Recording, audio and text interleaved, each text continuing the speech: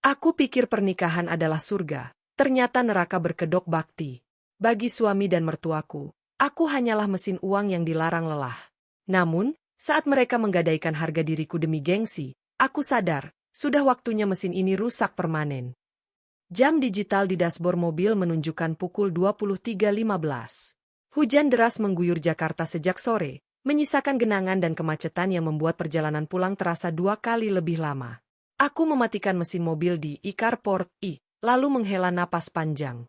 Rasanya seperti ada batu besar yang menindih dadaku. Bukan pekerjaan kantor yang membuatku merasa seberat ini.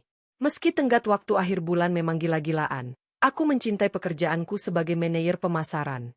Pekerjaan itu memberiku validasi, rasa berdaya, dan, tentu saja, gaji yang menopang atap rumah ini. Yang membuat langkahku berat justru apa yang ada di balik pintu kayu jati di depanku itu. Rumahku sendiri. Aku memutar kunci, mendorong pintu perlahan. Harapanku sederhana, suasana hening, lampu yang sudah diredupkan, dan mungkin, hanya mungkin, suami yang menyambut dengan segelas air putih hangat. Namun, realitas menampar wajahku seketika. Suara televisi menyala keras dari ruang tengah. Acara komedi larut malam dengan tawa penonton bayaran yang memekakkan telinga. Di sofa, dua sosok yang kuhidupi sedang duduk santai dengan toples keripik yang sudah tumpah sebagian ke karpet. Bimo, suamiku, dan Ibu Ratna, ibunya. Nah, akhirnya pulang juga. Suara Bu Ratna terdengar tajam, bahkan sebelum aku sempat melepas sepatu hak tinggiku yang menyiksa. Ia tidak menoleh, matanya masih terpaku pada layar TV. Kami sudah kelaparan dari tadi, Ras. Kamu pikir mertuamu ini kaktus, bisa hidup tanpa makan? Aku memejamkan mata sejenak, menelan gumpalan emosi yang naik ke tenggorokan. Maaf, Bu. Tadi macet parah di Sudirman. Kan ada makanan di kulkas, Bimo bisa panaskan sebentar. Bimo menoleh, wajahnya tampak tanpa dosa. Gas habis, Yang. Aku lupa beli tadi sore. Lagian ibu nggak mau makan yang dingin-dingin. Katanya bikin perut kembung. Aku menatap suamiku. Laki-laki berusia 32 tahun yang sehat walafiat, yang sudah 6 bulan ini, istirahat, dari dunia kerja dengan alasan ingin mencari passion, tapi hari-harinya habis di depan konsol game atau mengantar ibunya arisan. Mengganti tabung gas saja dia lupa? Atau malas? Jadi kalian belum makan? Tanyaku lirih, meletakkan tas laptop di meja konsol. Ya belumlah, sergah Bu Ratna. Ia akhirnya menoleh, menatapku dari ujung kaki ke ujung kepala dengan tatapan menilai yang selalu membuatku merasa kerdil. Kamu itu istri, Saras. Karir boleh tinggi, tapi kalau suami dan mertua dibiarkan mati kelaparan, apa gunanya? Surga istri itu tetap di telapak kaki suami. Kalimat itu lagi. Senjata pamungkas yang selalu ia gunakan setiap kali keinginannya tidak terpenuhi detik itu juga. Tanpa banyak bicara, karena mendebat Bu Ratna hanya akan memperpanjang durasi siksaan mental ini, aku kembali mengambil kunci mobil. Aku pesankan lewat ojek online saja ya, Bu. Aku sudah terlalu lelah kalau harus keluar lagi atau masak. Jangan yang murah-murah. Ibu lagi pengen sate khas Senayan. Sama lontongnya jangan yang lembek. Pesannya enteng, seolah aku adalah pelayan restoran pribadinya. Aku memesan makanan itu lewat aplikasi dengan jari gemetar menahan lelah. Totalnya hampir Rp300.000 untuk makan malam larut malam. Sambil menunggu pesanan, aku duduk di kursi makan, membuka aplikasi mobile banking. Hari ini tanggal 25. Tanggal gajian. Angka di layar terlihat lumayan besar sesaat setelah masuk. Namun, dalam hitungan menit, aku mulai melakukan ritual bulananku, transfer. Cicilan rumah, yang kami tempati bertiga terkirim. Cicilan Pajero, mobil impian Bimo yang katanya untuk usaha rental tapi lebih sering dipakai Bu Ratna ke mall terkirim. Token listrik, yang membengkak karena AC di kamar Bu Ratna menyala 24 jam terbeli. Uang belanja bulanan Bu Ratna, yang sering habis dalam seminggu untuk barang-barang diskon yang tidak perlu terkirim. Dalam 15 menit, saldo gajiku menyusut drastis, menyisakan angka yang membuatku ingin menangis. Cukup untuk bensin dan makan siangku sebulan, tapi tidak cukup untuk menabung, apalagi membeli skincare mahal seperti yang ada di meja rias mertuaku. Ras, suara Bimo membuyarkan lamunanku. Dia berjalan ke meja makan, memijat bahuku pelan. Sentuhannya yang dulu menenangkan, kini terasa hambar. Kenapa, Mas? Itu. Ibu tadi bilang, AC di kamarnya bunyi berisik. Nggak dingin juga. Kayaknya minta ganti deh. Dia nggak bisa tidur kalau panas. Aku menepis tangan Bimo perlahan. Mas, AC itu baru diservis bulan lalu. Mungkin cuma kotor filternya. Besok aku panggil tukang cuci AC. Ibu mintanya ganti baru. Ras, Bimo berbisik, seolah takut ibunya mendengar. Katanya yang model baru itu loh, yang ada pemurni udaranya. Kasihan ibu, kan dia punya alergi debu. Kamu ada rezeki lebih kan bulan ini? Bonusmu cair, kan? Darahku mendidih. Bonus? Bonus itu rencananya ingin kupakai untuk mengganti laptop kerjaku yang sudah sering hang. Alat tempurku mencari nafkah untuk mereka. Mas, gajiku sudah habis buat bayar cicilan mobilmu dan rumah ini. Bonus itu mau aku pakai buat keperluan kerjaku. Kamu kan tahu laptopku rusak. Ya ampun, Saras. Suara Bu Ratna melengking dari ruang tengah. Rupanya dia menguping. Kamu hitung-hitungan sama orang tua? Ibu ini yang melahirkan suamimu. Kalau bukan karena doa ibu, belum tentu kamu bisa sukses seperti sekarang. Cuma minta AC saja susahnya minta ampun. Dasar pelit. Bimo menatapku dengan wajah memelas. Kode andalannya agar aku mengalah. Sudahlah, Yang. Turuti saja. Daripada ibu darah tinggi, nanti kita juga yang repot kalau ibu sakit. Aku menatap dua orang di hadapanku. Sang ibu yang merasa dunia berhutang padanya, dan sang anak yang tidak punya tulang punggung untuk berdiri sendiri. Nanti aku pikirkan, jawabku dingin, lalu beranjak masuk ke kamar tidur. Aku membanting tubuh ke kasur tanpa mengganti baju kerja. Di luar, aku mendengar suara motor ojek online datang. Lalu terdengar suara riuh Bu Ratna membuka bungkusan sate, tertawa-tawa dengan Bimo, membahas rencana liburan ke Bali bulan depan yang, aku yakin, mereka harapkan aku yang membiayai tiketnya. Air mata hangat meluncur turun ke bantal. Aku bukan istri, bukan juga menantu. Di rumah ini, aku hanyalah mesin ATM yang bernapas. Dan malam ini, mesin itu rasanya ingin rusak saja. Pagi itu dimulai dengan ketenangan yang menipu. Sinar matahari menerobos masuk lewat celah gorden kamar, menimpa wajah Bimo yang masih mendengkur pulas. Jam menunjukkan pukul 6 pagi. Sementara aku sudah mandi dan siap bertempur dengan kemacetan Jakarta, suamiku masih berkelana di alam mimpi, mungkin bermimpi menjadi bos besar tanpa perlu bekerja. Aku turun ke dapur, berniat menyeduh kopi sebelum berangkat. Namun, Bu Ratna sudah duduk di meja makan. Tidak biasanya dia bangun sepagi ini. Wajahnya cerah, senyumnya merekah tidak seperti semalam. Di tangannya ada ponsel yang menyala terang. Mantu ibu yang cantik sudah rapi, sapanya. Nada suaranya terlalu manis, semanis gula biang. Alarm bahaya di kepalaku langsung berbunyi. Pagi, Bu, jawabku singkat sambil menuang air panas. Lihat deh, Ras, Bu Ratna menyodorkan layar ponselnya ke depan wajahku. Sebuah foto gelang emas model terbaru dengan ukiran rumit terpampang di sana. Bagus ya? Jeng Sri baru beli kemarin. Katanya ini investasi loh.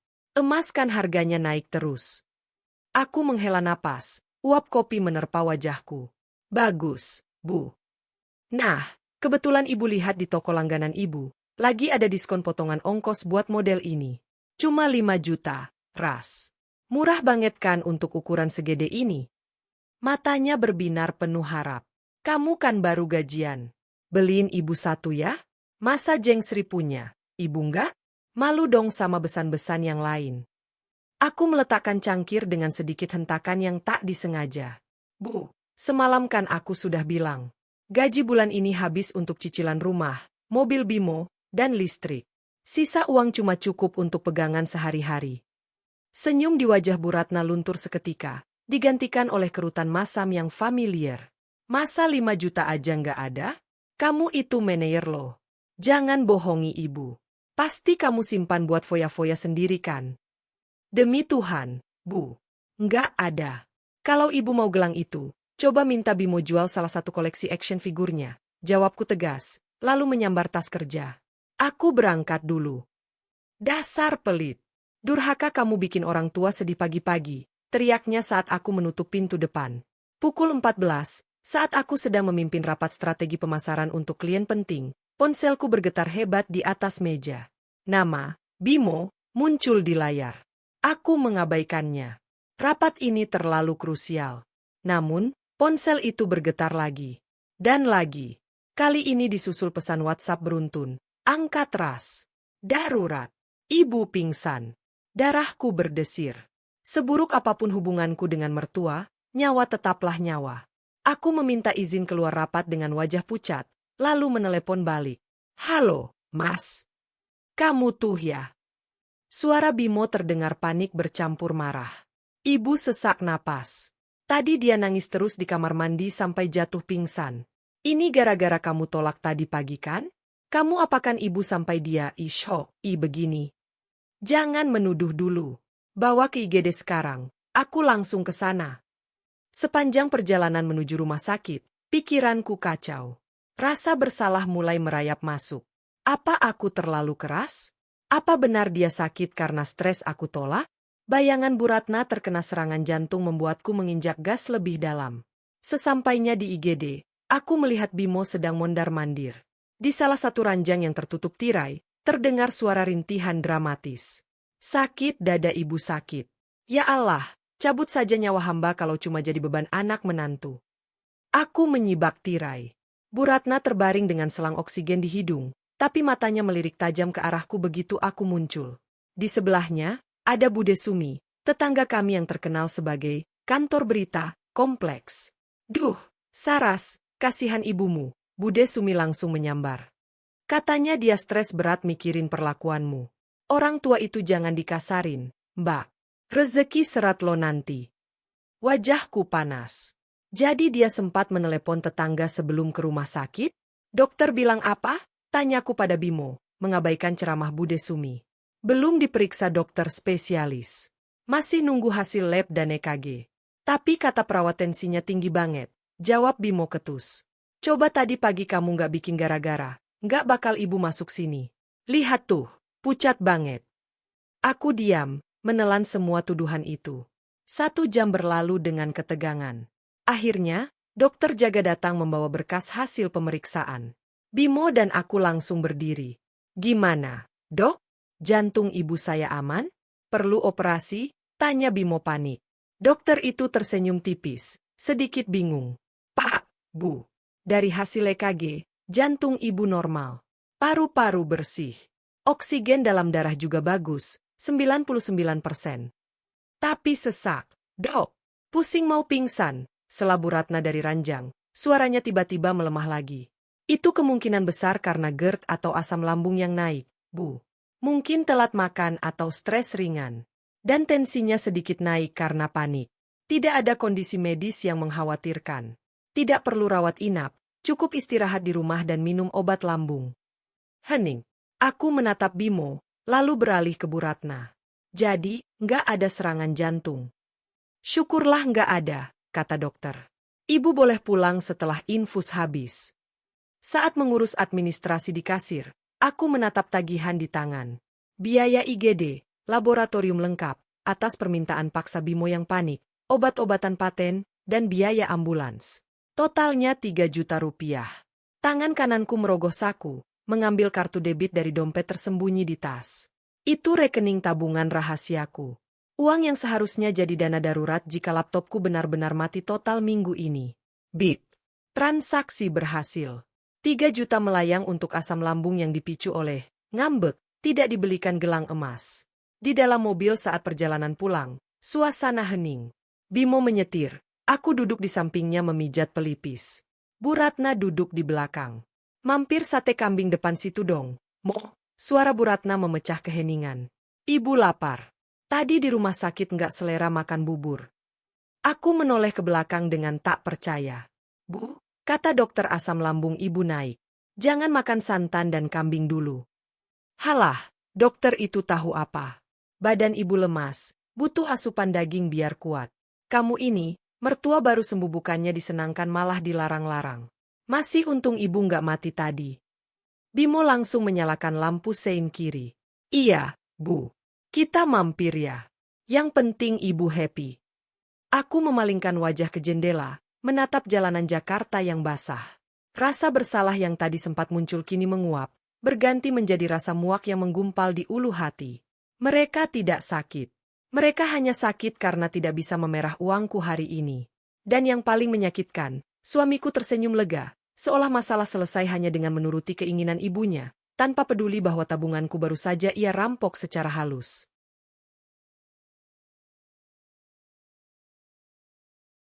Minggu pagi seharusnya menjadi waktu untuk mengisi ulang energi. Namun, di rumah ini, minggu pagi adalah waktu untuk penghakiman. Aku duduk di meja makan dengan laptop tuaku yang mendengung keras. Kipas pendinginnya sudah sekarat. Di layar, terbentang spreadsheet pengeluaran bulanan yang berdarah-darah. Angka merah mendominasi kolom, dana darurat, yang kini nol besar setelah insiden, drama rumah sakit, kemarin lusa. Bimo duduk di hadapanku, sibuk dengan ponselnya. Suara tembakan dari game online terdengar lamat-lamat. "Mas," panggilku pelan. Aku berusaha menahan nada suaraku agar tetap netral, tidak menuduh. Dia tidak mendongak. "Kita perlu bicara serius soal keuangan. Tabungan rahasiaku sudah habis buat bayar IGD ibu kemarin. Kalau bulan depan ada apa-apa, atau kalau laptopku ini benar-benar mati, kita tamat. Aku nggak bisa kerja, kita nggak bisa makan." Bimo akhirnya menurunkan ponselnya. Wajahnya masam, seolah aku baru saja mengganggu momen sakralnya memenangkan turnamen dunia. "Ya terus mau gimana, Ras? Kan memang musibah. Masa kamu mau biarkan ibu sakit?" "Bukan itu poinnya. Poinnya adalah, kita nggak punya backup lagi. Kamu harus cari kerja, Mas. Apapun itu. Ojek online, kurir, admin paruh waktu, apa saja yang menghasilkan uang nyata. Bukan cuma janji-janji proyek yang nggak pernah cair." Bimo menggebrak meja pelan. "Kamu kira aku nggak usaha? Aku sudah kirim lamaran ke sana-sini. Tapi zaman sekarang susah. Saras, kamu enak ngomong karena kamu hoki dapat kerjaan enak. Bukan hoki, Mas. Aku lembur tiap hari. Aku." Suara dehem yang berat memotong kalimatku. Bu Ratna muncul dari dapur membawa nampan berisi teh manis dan pisang goreng.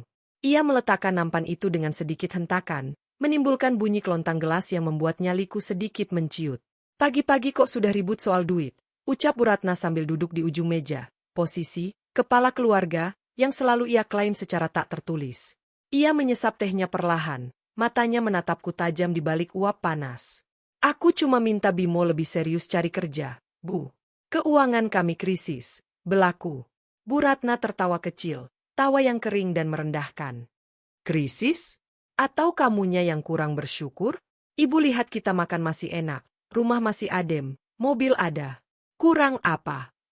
Itu semua dibayar pakai kartu kredit dan gaji yang pas-pasan, Bu. Gali lubang tutup lubang." "Nah, itu dia masalahnya." Bu Ratna menunjuk wajahku dengan pisang goreng di tangannya. "Kamu tahu kenapa rezeki suamimu seret? Kenapa Bimo susah dapat kerja?" Aku mengerutkan kening. "Karena lowongan sedikit? Atau kualifikasi belum cocok?" "Salah," potong Bu Ratna cepat. "Karena istrinya sombong. Karena istrinya merasa lebih hebat dari suami. Gusti Allah itu nggak tidur, Saras. Kalau istri merasa dia yang jadi tulang punggung, merasa dia yang paling berjasa, malaikat pembawa rezeki itu enggan masuk ke rumah ini. Pintu rezeki suamimu tertutup karena arogansimu." Aku ternganga. Logika macam apa ini? "Bu, aku bekerja karena Bimo tidak bekerja. Kalau aku berhenti, siapa yang bayar listrik? Siapa yang beli obat ibu?" "Lihat kan? Mengungkit-ungkit lagi," seru Bu Ratna, menoleh pada Bimo seolah mencari sekutu. "Dengar itu, Mo. Istrimu ini nggak ikhlas. Setiap suap nasi yang kita makan, dia hitung. Istri itu tugasnya berbakti, nrimo ing pandum. Kalau kamu ikhlas melayani suami dan mertua, rezeki itu bakal datang sendiri seperti air bah. Tapi kalau mukamu ditekuk terus kayak cucian kotor, ya pantas saja Bimo sial terus." Dadaku sesak. Rasanya seperti dipukul palu godam tak kasat mata. Aku yang banting tulang, pulang malam, menahan kantuk dan lelah. Tapi sekarang aku yang disalahkan atas penganggurannya Bimo? Aku menoleh pada Bimo, berharap dia membela fakta. Berharap dia bilang, "Nggak Bu, Sarah sudah berjuang keras. Ini salahku yang belum dapat kerja." "Mas," panggilku lirih. Bimo menghindari tatapanku. Dia mengambil pisang goreng, lalu bergumam pelan. "Ya ada benarnya juga kata ibu, Ras. Kamu akhir-akhir ini memang sering marah-marah. Mungkin hawanya jadi panas di rumah, rezeki jadi takut mendekat. Coba kamu lebih lembut sedikit, lebih legowo. Duniaku rasanya runtuh. Suamiku sendiri mengamini kegilaan ini. Jadi, aku yang salah, suaraku bergetar. Aku yang salah karena meminta kamu bertanggung jawab. Jangan playing victim kamu, Saras, sela Bu Ratna dingin. Ibu cuma mengingatkan ajaran agama dan tata krama. Jangan mentang-mentang kamu pegang uang, kamu bisa injak-injak harga diri suami. Suami itu imam. Kalau imamnya belum ada rezeki, makmum itu berdoa, bukan mencak-mencak. Air mataku menetes tanpa izin. Tiba-tiba, rasa ragu menyusup ke dalam hatiku. Apa benar aku terlalu keras? Apa benar aku kurang ikhlas? Apa benar wajahku yang masa membuat Bimo tertekan dan gagal wawancara? Manipulasi mereka begitu halus, menyusup lewat celah agama dan budaya, membuatku merasa menjadi wanita paling berdosa hanya karena ingin bertahan hidup. Sudah, sana mandi, perintah Bu Ratna, seolah baru saja memarahi anak kecil yang ketahuan mencuri permen. Cuci muka biar segar. Terus masak rendang buat makan siang. Ibu lagi pengen rendang. Tunjukkan kalau kamu istri yang benar. Siapa tahu besok Bimo dapat panggilan kerja. Aku berdiri dengan kaki gemetar. Tanpa sepatah kata pun, aku meninggalkan meja makan itu. Di dalam kamar mandi, aku menyalakan keran air sekencang-kencangnya agar tangisanku tidak terdengar. Aku menatap cermin. Bayangan di sana terlihat menyedihkan. Mata bengkak. Wajah lelah. Kamu nggak salah, Saras. Kamu nggak salah, bisikku pada pantulan cermin, mencoba meyakinkan diri sendiri. Namun, di sudut hati yang paling dalam, benih keraguan yang ditanam Bu Ratna mulai tumbuh. Kalimat, rezeki suami seret karena istri kurang ikhlas, berdengung di telingaku seperti mantra kutukan, mengikis kewarasanku perlahan-lahan. Di luar, sayup-sayup aku mendengar Bimo tertawa lagi. Mungkin dia sudah kembali ke gamenya. Merasa beban moralnya sudah terangkat karena ibunya telah berhasil memindahkan semua kesalahan ke pundakku. Selasa sore itu, kepalaku berdenyut hebat. Migrain yang sudah kudeserita sejak pagi memaksaku pulang lebih awal dari kantor, sesuatu yang jarang kulakukan. Pukul 4 sore, aku sudah memarkir mobil di halaman. Rumah tampak sepi, pintu depan terkunci rapat. Aku masuk dengan langkah gontai, membayangkan nikmatnya membenamkan wajah ke bantal dingin di kamar yang gelap dan sunyi. Namun, saat aku memutar gagang pintu kamar tidurku, jantungku mencelos. Pintu itu tidak terkunci. Padahal, aku memiliki aturan ketat. Kamar pribadi adalah sanktuari, wilayah terlarang bagi siapapun selain aku dan Bimo, dan aku selalu menguncinya saat pergi bekerja. Aku mendorong pintu perlahan. Pemandangan di dalam membuat darahku, yang tadinya terasa beku karena migrain, mendidih seketika. Lemari pakaianku terbuka lebar. Baju-baju kerjaku yang biasanya tersusun rapi berdasarkan warna, kini berantakan. Laci meja riasku setengah terbuka, isinya, lipstik, serum, perhiasan imitasi, berserakan di atas meja. Siapa? Gumamku, tapi aku tahu jawabannya. Tidak ada maling yang masuk rumah hanya untuk mengaduk-aduk laci make-up dan menyisakan TV di ruang tengah tetap utuh. Aku bergegas menuju laci terbawah lemari, tempat aku menyimpan kotak beludru merah kecil di balik tumpukan syal. Itu adalah kotak perhiasan khusus. Di dalamnya tersimpan satu-satunya benda paling berharga yang kumiliki, kalung emas liontin giok peninggalan almarhumah ibuku. Tanganku gemetar saat meraba bagian belakang tumpukan kain. Kosong. Kotak itu ada di atas kasur, tergeletak begitu saja dalam keadaan terbuka. Dan isinya lenyap. Rasa sakit di kepalaku lenyap, berganti dengan amarah yang memutihkan pandangan. Aku berlari keluar kamar, mencari keberadaan manusia itu. Aku menemukannya di dapur, sedang asyik memakan martabak manis sambil menelepon seseorang dengan nada riang. "Bu!" teriakku. Bu Ratna terlonjak kaget, ponselnya hampir terlepas. Dia menoleh dengan wajah gusar. "Astaga! Kamu ini kenapa sih, Ras?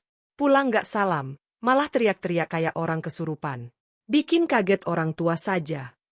Mana kalungku?" Aku tidak peduli sopan santun lagi. Napasku memburu. Bu Ratna masuk ke kamarku kan? Mana kalung peninggalan ibuku? Wajah Bu Ratna berubah. Bukan takut, melainkan defensif. Dia menutup teleponnya dengan kasar. "Oh, kalung ijo lumut itu?" Ibu gadai sebentar di pegadaian depan komplek. Jawabannya begitu enteng, seolah dia baru saja meminjam sendok gula. Kakiku lemas. "Ibu gadai? Itu punya saya, Bu. Itu peninggalan ibu saya." Kenapa ibu lancang masuk kamar saya dan ambil barang tanpa izin? Itu mencuri namanya. Jaga mulutmu ya, Saras. Bu Ratna berdiri, menunjuk wajahku dengan jari telunjuknya yang berminyak. Mencuri? Ibu ini mertuamu. Ibu cuma pinjam. Tadi ibu butuh uang tunai mendadak buat bayar kekurangan uang seragam arisan keluarga. Malu ibu kalau dibilang gak mampu bayar, padahal anak mantunya kerja kantoran. Kenapa nggak minta Bimo? Kenapa nggak bilang saya? Kamu pelit. Minta 5 juta saja susahnya kayak minta nyawa, potongnya berapi-api. Lagian cuma digadai, bisa ditebus lagi kalau kamu gajian nanti. Gitu aja kok repot. Uang tebusnya pakai uang siapa? Uang saya lagi? Suaraku meninggi, air mata frustrasi mulai menggenang. Itu barang sentimental, Bu. Nggak ada hubungannya sama harga. Tiba-tiba, pintu depan terbuka. Bimo masuk dengan wajah lelah sehabis futsal. Melihat ketegangan di dapur, dia langsung menghampiri kami. Ada apa ini? Kok teriak-teriak sampai kedengaran tetangga? Sebelum aku sempat bicara, Bu Ratna melakukan manuver andalannya. Tubuhnya tiba-tiba merosot ke kursi, wajahnya ditutup kedua tangan, dan dia mulai meraung. Ya Allah, Bimo. Istrimu ngatain ibu maling. Huhu. Padahal ibu cuma pinjam barang bekas buat nutupi aib keluarga. Sakit hati ibu, Mo. Istrimu jahat sekali. Bimo menatapku dengan tatapan tajam. Kamu ngatain ibu maling, Ras? Dia masuk kamarku tanpa izin, menggeledah lemariku, dan menggadaikan kalung warisan ibuku, Mas. Tanpa ngomong, jelasku, berharap logika Bimo masih jalan. Namun, Bimo justru menghela napas panjang, seolah akulah beban masalahnya. Ras, itu kalung doang kan? Bisa ditebuskan? Suratnya ada kan? Mas, itu privasi. Kamar kita itu privasi. Tapi dia ibu, Ras. Bukan orang asing, bentak Bimo. Suaranya menggema di dapur sempit itu. Ibu lagi butuh mendesak. Kamu sebagai menantu harusnya peka, jangan malah perhitungan sama barang mati. Kalung bisa dibeli lagi, hati orang tua kalau sakit nggak ada obatnya. Aku ternganga. Logika macam apa ini? Istrinya dirampok di rumah sendiri, dan suaminya membela pelakunya atas nama Bakti? Aku mau kalung itu balik hari ini juga, kataku dingin, menatap mata Bimo. Uang dari mana? Tantang Bimo. Aku nggak pegang duit. Kamu juga bilang duitmu habiskan. Kalau begitu minta ibumu kembalikan uang hasil gadainya sekarang. Aku tebus sendiri. Bu Ratna mendongak. Air matanya mendadak kering. Uangnya sudah ibu transfer ke bendahara arisan. Sudah habis. Hening. Rasanya aku ingin menjerit, memecahkan piring, membakar seisi rumah ini. Tapi aku tahu itu yang mereka inginkan, melihatku gila supaya mereka bisa menyebutku, istri durhaka yang emosional. Baik, bisikku gemetar. Baik kalau itu mau kalian. Aku berbalik badan, berjalan kembali ke kamar tidur. Kali ini, aku mengunci pintu dari dalam. Aku duduk di lantai, bersandar pada pintu, memeluk lutut. Di luar, aku mendengar Bu Ratna kembali berbicara dengan nada normal, bahkan sedikit tertawa saat Bimo membujuknya makan martabak. Biarin aja dia, Bu. Lagi datang bulan kali, makanya sensian, kata Bimo. Hari itu, sesuatu di dalam dadaku patah. Bukan hanya kepercayaanku pada mereka, tapi juga rasa hormatku pada pernikahan ini. Mereka bukan keluarga. Mereka adalah parasit yang menggerogoti bukan hanya dompetku, tapi juga kenangan dan jiwaku. Dan parasit tidak akan berhenti sampai inangnya mati. Kecuali inangnya yang membuang mereka. Sabtu pagi itu, rumah terasa seperti medan perang dingin. Tidak ada piring pecah atau teriakan, hanya kebisuan yang mencekik. Sejak insiden kalung yang digadai paksa 3 hari lalu, aku membatasi bicara hanya untuk hal-hal esensial.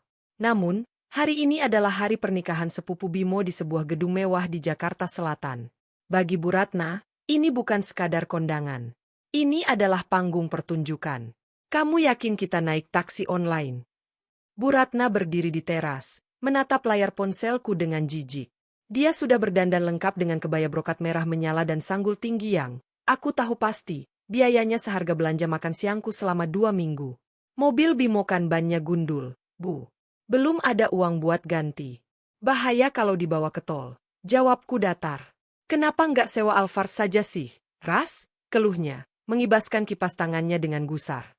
Mbak Yuni itu dapat mantu pejabat. Tamu-tamunya pasti orang hebat semua. Kalau kita turun dari taksi biasa, mau ditaruh di mana muka ibu? Nanti dikira Bimo bangkrut. Aku menahan napas. Permintaan itu sudah dilontarkannya sejak semalam. Dia ingin menyewa mobil mewah plus supir seharian agar terlihat seperti nyonya besar saat turun di lobi gedung. Biayanya 3 juta rupiah. Kalau ibu mau sewa Alphard, silakan pakai uang ibu atau uang Bimo. Uangku cuma cukup buat pesan GrabCar, tegasku sambil memencet tombol pesan. Bimo, yang berdiri di sebelah ibunya dengan setelan jas lama yang mulai sempit di bagian perut, menyenggol lenganku. Yang, jangan bikin malulah. Masa keluarga inti naik taksi? Kalau gitu kamu yang bayar, Mas, bisikku tajam. Bimo langsung kicep, membuang muka. Perjalanan menuju gedung pernikahan diisi dengan sindiran-sindiran halus Bu Ratna. Dia mengomentari bau mobil taksi yang apek, jok yang keras, hingga nasibnya yang malang punya menantu pelit. Aku memasang earphone, memutar lagu keras-keras, memblokir suara racun itu. Sesampainya di gedung, mimpi buruk yang sebenarnya baru dimulai. Bu Ratna langsung berubah karakter begitu melihat kerumunan saudaranya. Punggungnya tegak, senyumnya merekah palsu. Dia menggandeng Bimo erat-erat, seolah Bimo adalah trofi kebanggaannya, sementara aku berjalan 2 langkah di belakang seperti asisten pribadi. Kami bergabung di meja bundar yang berisi tante-tante Bimo, para flying monkeys alias pendukung setia Bu Ratna. Wah, Ratna, pangling aku. Kirain tadi pejabat mana, sanggulnya cetar banget, seru Tante Titi. Bu Ratna tertawa renyah. Ah, biasa saja kok, Jeng. Ini kan demi menghormati yang punya hajat. Untung Bimo itu anak berbakti, ibunya mau dandan kayak apa juga dituruti. Ya kan, Mo? Bimo tersenyum canggung, mengangguk. Iya, Tante. Loh, mantumu kok diam aja, Erate? Kurus banget sekarang si Saras. Nggak pernah perawatannya. Tante Titi menatapku dengan tatapan menyelidik. Aku baru mau membuka mulut untuk menjawab sopan, tapi Bu Ratna mendahului dengan suara yang sengaja dikeraskan. Yah, namanya juga orang kantoran, Jeng. Sibuk cari duit, sampai lupa ngurus diri. Padahal suami sudah bilang, nggak usah kerja ngoyo-ngoyo, Bimo kan mampu. Tapi dasar Sarasnya yang ambisius, merasa kalau nggak kerja dunia bakal kiamat. Tanganku yang memegang sendok sup gemetar. Dia baru saja membalikan fakta 180 derajat di depan keluarga besar. Dia melukiskan Bimo sebagai suami kaya raya yang dermawan, dan aku sebagai istri yang gila kerja dan tidak terurus. Oh alah, pantesan mukanya kusam, timpal saudara yang lain. Istri itu embok ya sadar kodrat. Kalau suami sudah mapan, ya di rumah saja rawat suami dan mertua.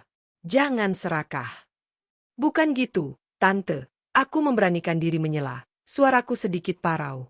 Keperluan rumah tangga kan banyak. Kami butuh 2 pemasukan. Halah, potong Bu Ratna cepat. Matanya mendelik tajam ke arahku. Keperluan apa sih? Orang rumah sudah lunas. Bohong. Mobil ada, cicilan menunggak. Makan enak tiap hari. Kamu aja yang boros, Ras. Gaya hidupmu ketinggian, makanya merasa kurang terus. Bimo itu sabar banget lo ngadepin kamu. Darahku berdesir hebat. Di meja bundar itu, aku diadili tanpa pembelaan. Bimo. Dia sibuk mengunyah sate ayam, pura-pura tidak mendengar percakapan yang membunuh karakter istrinya sendiri. Dia menikmati citra palsu sebagai suami mapan, itu, meski di dompetnya mungkin hanya ada uang 50.000 rupiah pemberianku tadi pagi. Saras, panggil Tante Titi lagi. Kamu itu bersyukur punya mertua kayak Ratna. Orang nyanrimo. Coba kalau mertuamu galak, sudah dipulangkan kamu ke orang tuamu karena nggak becus ngurus suami. Tawa riuh meledak di meja itu. Tawa yang merendahkan. Tawa yang menganggapku lelucon. Dadaku sesak luar biasa.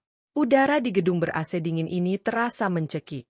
Maaf, saya ke toilet sebentar, kataku, berdiri dengan kaki gemetar. Aku tidak menunggu jawaban mereka. Aku berjalan cepat, setengah berlari menuju toilet wanita. Begitu masuk ke dalam bilik toilet, aku mengunci pintu dan merosot ke lantai. Tangis yang kutahan sejak pagi pecah tanpa suara. Aku menatap pantulan diriku di cermin kecil tas kosmetiku. Wajahku memang kusam. Ada kantung mata hitam yang tebal. Bajuku adalah batik lama yang sudah kupakai ke 5 acara kondangan berbeda, karena aku tidak tega membeli baju baru saat tagihan listrik belum lunas. Sementara di luar sana, wanita yang kuhidupi memakai kebaya jutaan rupiah hasil uang gadai kalung ibuku, sedang menertawakanku bersama orang-orang yang tidak tahu apa-apa. Dan suamiku, laki-laki yang berjanji akan melindungiku di depan penghulu 5 tahun lalu, membiarkan aku dicabik-cabik harga dirinya demi menutupi kegagalannya sendiri. Getaran ponsel di tas mengagetkanku. Sebuah notifikasi dari aplikasi kartu kredit muncul di layar. Transaksi berhasil, IDR 1.500.000 di toko emas Berkah Jaya. Mataku membelalak. Toko emas Berkah Jaya? Itu toko perhiasan yang ada di lantai dasar gedung pernikahan ini. Aku mengecek detailnya. Kartu kredit tambahanku. Kartu yang seharusnya dipegang Bimo hanya untuk keadaan darurat. Apakah daruratnya adalah membeli perhiasan untuk ibunya agar tidak kalah saing dengan Besan? Di dalam bilik toilet yang sempit itu, rasa sedihku menguap. Air mataku berhenti mengalir. Yang tersisa kini hanyalah rasa dingin yang membeku di ulu hati. Cukup. Aku menghapus sisa air mata, membedaki wajahku tebal-tebal untuk menutupi sembab. Aku tidak kembali ke meja makan itu. Aku berjalan keluar gedung, memesan ojek online motor untuk pulang sendirian. Biarkan mereka pulang naik taksi, atau merangkak sekalipun. Aku tidak peduli. Hari ini, aku tidak hanya meninggalkan pesta, aku mulai meninggalkan peran bodoh yang selama ini kumainkan. Rumah itu gelap gulita saat aku sampai. Hanya lampu teras yang menyala remang-remang, menciptakan bayangan panjang yang seolah siap menelan siapa saja yang masuk. Aku tidak menyalakan lampu ruang tengah. Aku duduk di sofa tunggal dalam kegelapan, ditemani cahaya layar ponsel yang menyilaukan mata. Di layar itu, aplikasi perbankan menampilkan riwayat transaksi kartu kredit tambahanku, kartu yang kuberikan pada Bimo 2 tahun lalu dengan pesan tegas, hanya untuk keadaan darurat medis atau kecelakaan. Mataku menelusuri deretan angka itu. Bukan hanya transaksi 1,5 juta di toko emas tadi siang. 20 September, IDR 500.000 top up game voucher. 22 September, IDR 850.000 restoran seafood mewah. 24 September, IDR 2 juta tarik tunai. Total tagihan bulan ini nyaris menyentuh limit. Jantungku yang biasanya berdebar panik saat melihat angka minus, kali ini berdetak lambat. Sangat lambat. Anehnya, rasa takut itu hilang.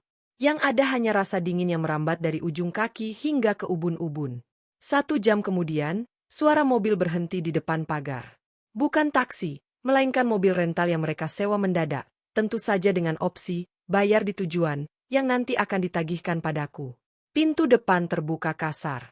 Lampu ruang tengah dinyalakan, membanjiri ruangan dengan cahaya yang menyakitkan. Heh, istri macam apa kamu? Suara Bu Ratna langsung meledak. Dia berdiri di ambang pintu, napasnya memburu, sanggulnya sudah miring. Tega-teganya ninggalin suami dan mertua di gedung. Kami cari kamu keliling gedung kayak orang bego. Malu ibu ditanya saudara mana mantunya. Bimo muncul di belakangnya, wajahnya merah pada menahan amarah. Kamu keterlaluan, Ras. Aku telepon nggak diangkat. Kamu mau mempermalukan aku di depan keluarga besar? Aku tidak menjawab. Perlahan, aku meletakkan ponselku di atas meja kaca.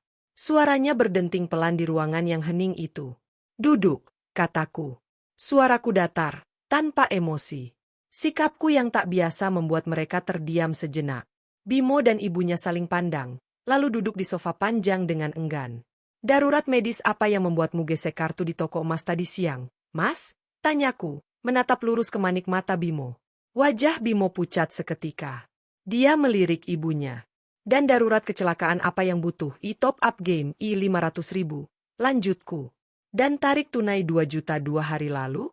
Uangnya kemana, Mas? Bimo tergagap. Itu modal, Ras.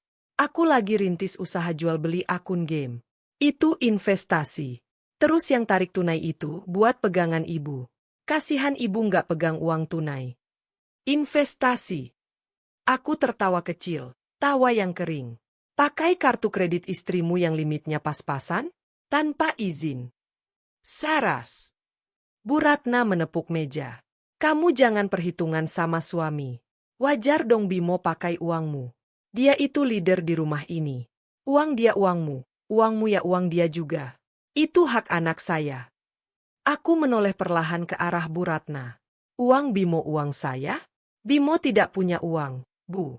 Selama 2 tahun ini, setiap butir nasi yang ibu makan, setiap lembar baju yang ibu pakai, itu keringat saya. Darah saya.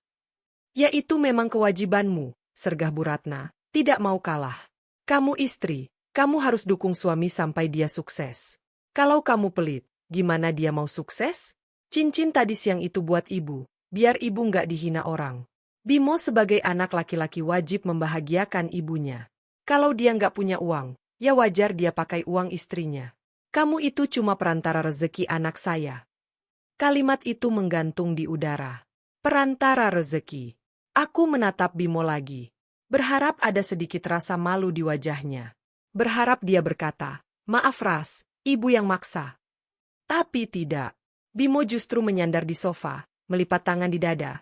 Wajahnya kembali angkuh karena merasa dibela ibunya. "Dengarkan kata ibu?